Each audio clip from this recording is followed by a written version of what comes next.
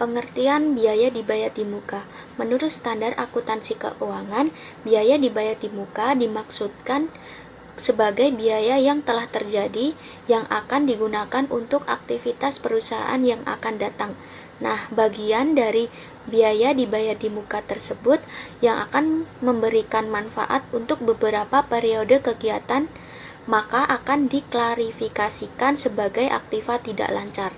Adapun contoh dari biaya dibayar di muka yang pertama, premi asuransi atau prepaid insurance, di mana premi asuransi ini dibayarkan dengan jangka waktu tertentu sesuai dengan kesepakatan yang telah ditentukan. Yang kedua, sewa dibayar di muka untuk 1 tahun yang akan datang atau prepaid rent. Kemudian yang terakhir atau yang ketiga yaitu biaya lain-lain dibayar di muka atau prepaid others.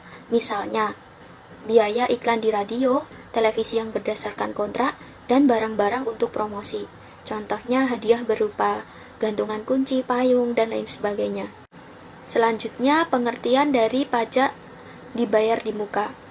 Pajak dibayar di muka merupakan pajak yang dibayarkan oleh perusahaan setiap bulan atau dipotong dipungut oleh pihak ketiga dan akan diperhitungkan sebagai kredit pajak di akhir tahun sebagai pajak penghasilan dan di akhir bulan sebagai pajak pertambahan nilai. Adapun contoh dari pajak dibayar di muka, yang pertama PPh 22 dari import barang, yang kedua PPh 23 dari bunga, dividen, royalti, dan manajemen fee, yang ketiga PPh 25 dari setoran masa pajak penghasilan, dan yang terakhir atau keempat PPN masukan, di mana pajak pertambahan nilai yang dipungut oleh pengguna kena pajak pada waktu perusahaan membeli barang atau jasa kena pajak. Tujuan pemeriksaan biaya dibayar di muka dan pajak dibayar di muka.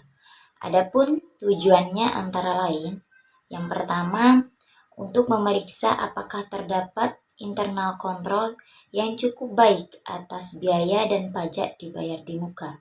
Dan yang kedua, untuk memeriksa apakah biaya mempunyai kegunaan untuk tahun berikutnya sudah dicatat sebagai biaya dibayar di muka.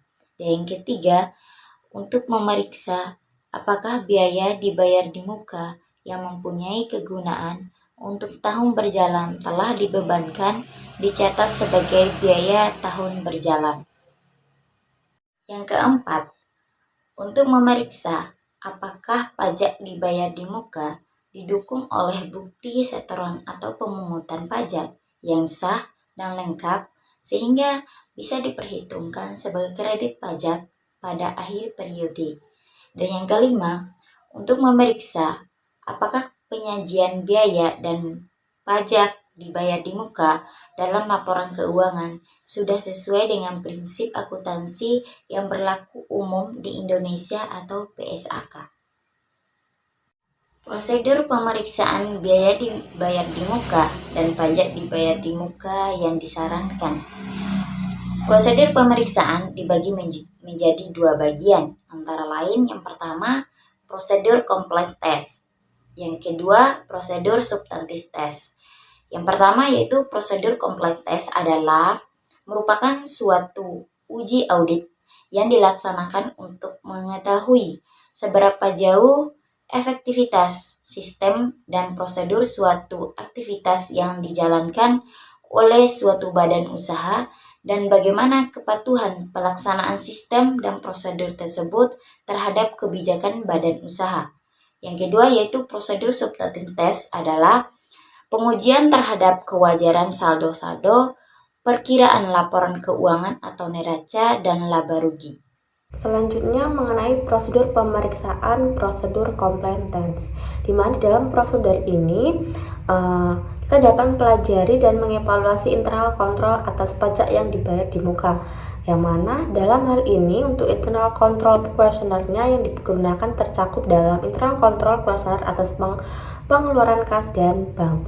Lalu kita juga dapat melakukan tes transaksi atas biaya dan pajak yang dibayar di muka yang digunakan sebagai sampel yang biasanya merupakan bukti pengeluaran kas dan bank dari sampel yang cukup dipilih secara random. Lalu yang kedua, dapat juga kita melakukan penarikan kesimpulan mengenai internal control atas biaya dan pajak yang dibayar di muka.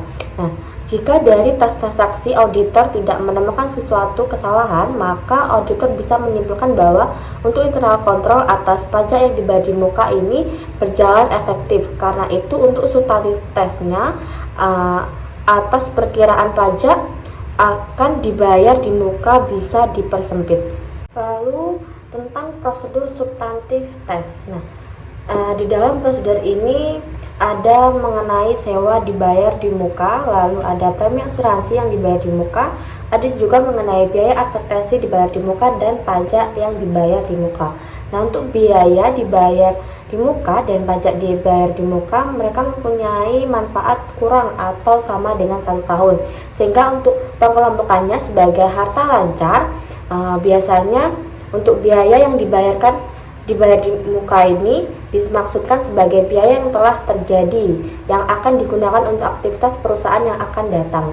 Lalu untuk pajak yang dibayar di muka merupakan pajak yang dibayar oleh perusahaan setiap bulan atau dipotong atau dipungut oleh pihak ketiga dan akan diperhitungkan sebagai kredit pajak di akhir tahun untuk pajak penghasilan atau bisa diperhitungkan di akhir bulan untuk PPN. Baiklah, langsung saja masuk ke contoh perusahaan. Untuk contoh perusahaannya sendiri kita ambil dari PT SMM atau PT Sarana Makin Mulia. Nah, untuk PT ini dia merupakan sebuah perusahaan yang bergerak di industri pertambangan, di mana perusahaan ini berkantor di Jakarta dan Kalimantan Timur. Di mana untuk kantor Jakartanya sendiri mereka berperan dalam pengelolaan sistem manajemen perusahaan, sedangkan untuk kantor yang di Kalimantan Timur mereka lebih ke sistem operasional untuk penambangan. Kemudian untuk kegiatan yang dilakukan PT SMM. Nah, untuk kegiatannya sendiri mereka melakukan kegiatan secara operasional dan non-operasional. Lalu untuk kebijakan akuntansi di dalam PT ini, mereka memiliki kebijakan untuk membuat laporan keuangan akhir periode pada bulan Juni. Dikarenakan untuk tahun buku pada PT SMM yang dimulai pada bulan Juli dan berakhir pada bulan Juni. Selain itu, PT SMM sendiri merupakan perusahaan pendanaan modal asing yang memiliki kewajiban untuk melaporkan segala transaksi operasional kepada pemberi dana, yakni kepada PT VI. Maka, untuk pencatatan akuntansi yang dilakukan pada laporan keuangan dilakukan dalam bentuk dolar Amerika Serikat. Kemudian pada tabel 4.10 tentang perbedaan prosedur audit khas oleh KAP dan Arets et al. 2009. Nah, di dalam prosedur KAP sendiri mereka terdiri dari 2 fase, sedangkan dalam prosedur Arets et al. 2009 mereka terdiri dari 3 fase. Nah, untuk identifikasi resiko dilakukan secara umum pada awal audit untuk prosedur KAP, dan untuk materialitas berlaku untuk semua akun dalam prosedur KAP juga. Sedangkan dalam prosedur Arets et al. 2009 untuk identitas resiko pada awal prosedur audit kas. Kemudian untuk penetapan materialitas untuk tiap-tiap akun berbeda disesuaikan dengan resiko masing-masing akun. Kemudian ada juga akun pembayaran di muka untuk PT SMM, dan ada juga akuntansi pada akun pembayaran di muka pada PT SMM. Nah, untuk akun pembayaran di muka ini mereka lebih berisi atas biaya asuransi yang dikeluarkan oleh PT tersebut, di mana terkait dengan pembiayaan total premi yang dilakukan pada saat awal asuransi dimiliki.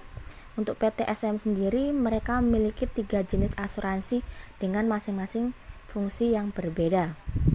Nah, untuk rangkuman asuransi beserta fungsinya sendiri dapat kita lihat dari tabel 4.11, di mana untuk jenis asuransi A sendiri itu mempunyai fungsi untuk mencegah resiko kerugian akibat gempa bumi yang diikuti kebakaran untuk ruang kantor di dalam PT SMM. Kemudian asuransi B, dia berfungsi untuk mencegah resiko kerugian akibat peristiwa alam yang menimpa wilayah eksplorasi bagi karyawan dan lingkungan sekitar. Kemudian untuk asuransi C, mereka berfungsi untuk mencegah resiko kerugian akibat kebakaran tidak disengaja untuk ruang kantor PT SMM. Selanjutnya, audit pada akun pembayaran di muka pada PT SMM. Nah, untuk langkah-langkah yang dilakukan tim audit dalam PT SMM dalam mengaudit akun pembayaran di muka, yang mana yang pertama mereka mendapatkan ringkasan atas akun pembayaran di muka. Lalu yang kedua, mereka melakukan pemahaman atas akun pembayaran di muka, di mana pada tahap ini untuk tim audit di dalam PT SMM mereka melakukan pemahaman atas akun pembayaran di muka dan transaksi apa saja yang digolongkan sebagai akun pembayaran di muka oleh PT SMM. Nah, setelah itu untuk tim audit sendiri, mereka juga mempelajari fungsi dari masing-masing asuransi yang dimiliki oleh PT SMM berdasarkan polis yang ada. Kemudian yang ketiga, mereka melakukan analisis atas akun pembayaran di muka. Nah, untuk yang mana selanjutnya yang dilakukan tim audit di dalam menganalisis ini, mereka menganalisis adanya penambahan asuransi yang dilakukan oleh PT SMM dan memeriksa hasil nominal akhir dari akun pembayaran di muka yang dicatat pada TB PT SMM. Kemudian yang keempat, mereka melakukan prosedur analitis substantif terhadap item yang beresiko. Nah, pada tahap ini untuk tim audit sendiri mereka melakukan prosedur lanjutan terhadap item asuransi yang beresiko. Nah, tapi untuk keseluruhan asuransi yang dimiliki oleh PT SMM sendiri masih berada di bawah materialitas yang ditetapkan oleh tim audit, sehingga untuk tim audit sendiri tidak melakukan prosedur lebih lanjut terhadap akun pembayaran di muka. Selanjutnya mengenai analisis atas kebijakan akuntansi akun pembayaran di muka. Nah, dalam pelaporan asuransi yang dilakukan oleh PT SMM pada laporan keuangannya ditemukan terdapat dua jenis asuransi yang berdenominasi dalam mata uang rupiah yang harusnya ditransisikan ke dalam dolar Amerika Serikat. Nah, untuk itu dibutuhkan adanya nilai kurs sesuai dengan yang dijabarkan pada PSAK 52 dan PSAK 52 menjabarkan bahwa akun neraca seperti pembayaran di muka menggunakan kurs historis pada saat transaksi pembayaran dilakukan dalam pencatatannya. Lalu mengenai analisis atas prosedur audit atas akun pembayaran di muka tentang PT SMM.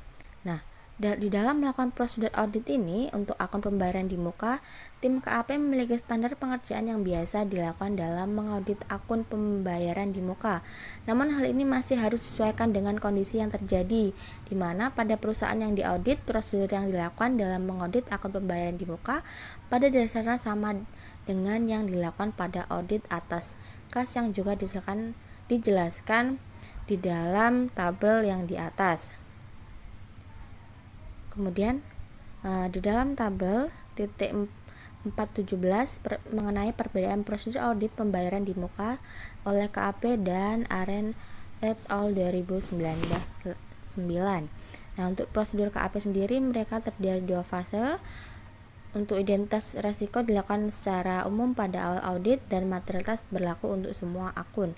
Kemudian dalam prosedur Aren et al. 2009 terdiri dari tiga fase, kemudian identifikasi resiko pada awal prosedur audit pembayaran di muka dan penetapan materialitas untuk setiap akun berbeda disesuaikan dengan resiko masing-masing akun.